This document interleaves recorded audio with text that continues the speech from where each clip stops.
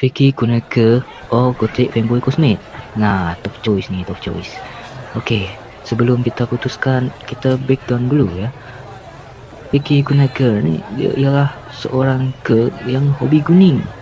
Terus dia juga Vicky betul. Vicky sekali. Nah, jadi kalau milih dia, kita harus siap-siap dulu lah ya. Kesabaran dan hati kita, hati lapang dada kita, sebab dia ni Vicky betul lah. Nah, lalu Gotik Fanboy Cosmate. Gotik Fanboy Cosmate ni dia adalah fanboy yang sangat gotik. Nah, habis tu pula dia adalah kawan sekos kita, Cosmate. Nah, kalau milih dia ni pula mesti hati-hati ya pada lingkungan sekitar, sebab ada chance dia bakalan dikira cewek betulan dan tiba-tiba kita kena ciduk tetangga, kau tahulah kan. Nah, jadi keputusan tu ada di tangan kita.